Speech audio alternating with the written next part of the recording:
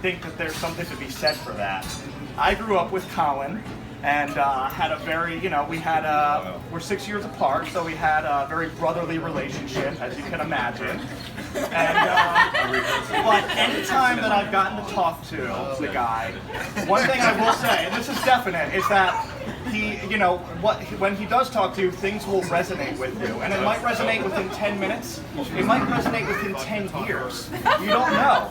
And I mean that in the best way. And so, like, he's inspired me every step of the way, and he still continues to inspire. I feel inspired by this whole event right here, and so it's really just a wonderful thing. And he's had an impact. I think he doesn't even know how much of an impact that he's had on me. I'm serious.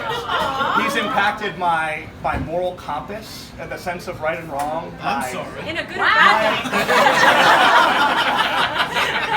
My appreciation of civic. It's fine. It's fine.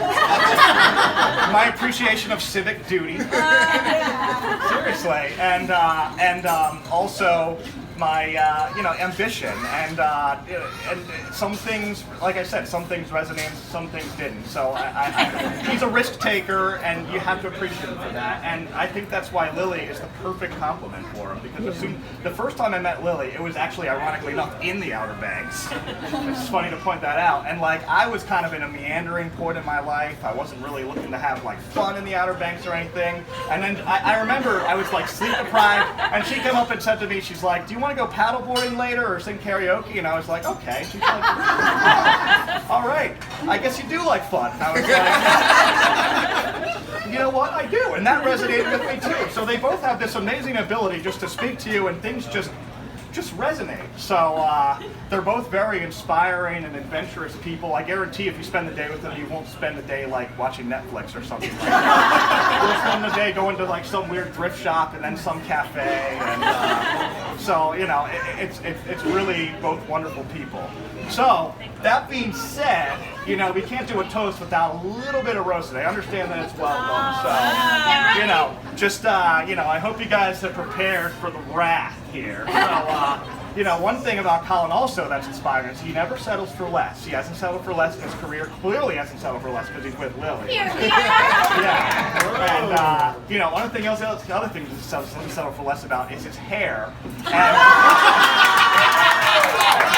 let me just elaborate on that.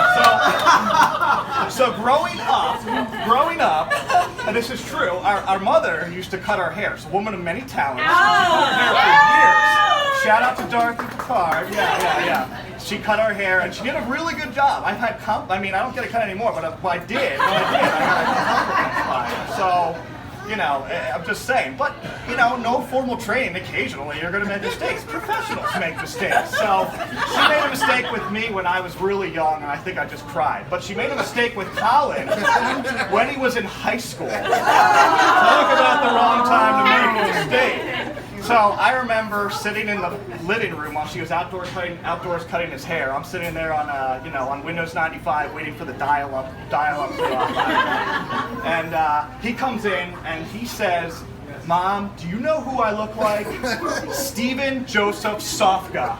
And let me just give you a little bit of context here. Stephen Sofka was a friend of his growing up, and he was kind of like this jockey guy, and like he's like a pipe fitter now or something like that. And so I was thinking about it,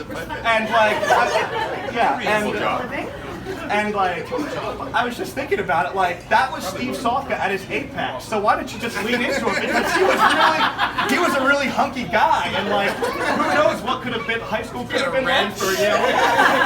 He was a really hunky guy. So, and second of all, why did you say his full name like that? Stephen Joseph Sofka. It's like you're some high lord in Game of Thrones. It's like, "Mother, do you know who I look like? Sir Stephen Joseph of House Sofka." It's like, So, anyway, that's just one roast. But if there wasn't if that doesn't rub the salt in the wound enough, when I was from the ages of maybe like 3 to 5, whenever I was mad at Colin, I would call him a brainhead.